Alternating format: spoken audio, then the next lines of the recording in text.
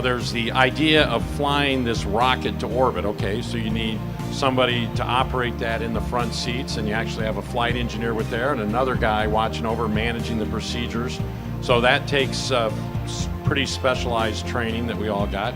We had 2 military pilots on board, but we also had a military backseater as well with Mike Good, and then civilians like John, Nass, and Drew, who were very well trained in their aspects of the spacewalking, but also other things, being able to help us with getting up to orbit and back down.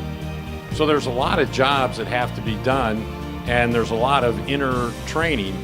If someone were to put on one of the spacesuit gloves for the first time and try and handle the kind of tools and tiny screws and things like that, you'd probably say that it's simply impossible.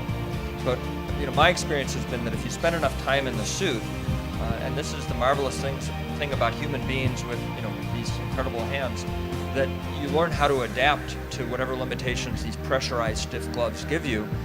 And eventually, you get to the point where you sort of forget that you're in a spacesuit wearing these big, bulky gloves to a certain extent. On the other hand, you always want to remember, don't use your hand as a hammer or anything, because, if you puncture a glove, that would be a very bad day. But I found that, once the gloves were all tuned up and with all the time that I had in the spacesuit, that it was just like working, in my garage.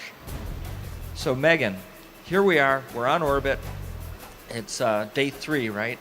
And Hubble is out there floating. Scooter's got Hubble, relatively motionless.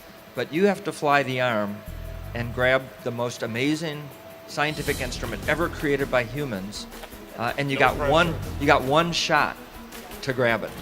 What were you thinking?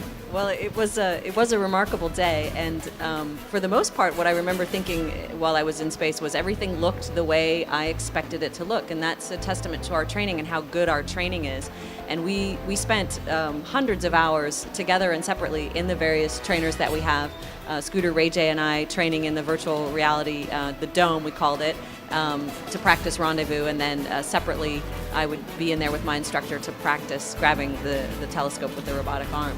And what I remember first about the rendezvous was we were coming up closer and closer, and Ray J's up there in the pilot seat running the rendezvous from up there, and Scooter and I are at the back windows, and we're looking out at the telescope, and we're looking at it, and we're sort of looking at each other and saying, that doesn't look quite right. It's not, I don't think the telescope is where, is in the attitude that it's supposed to be in.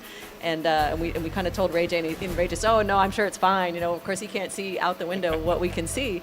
But because we had spent so much time in the simulator, just from looking at it, we knew that it didn't look quite right. And sure enough, then we got the call from the ground that said, hey, we haven't had time to get the telescope where it needs to be. You guys need to fly around. So that was, we're expecting it to go one way, and then there was a little wrench thrown in.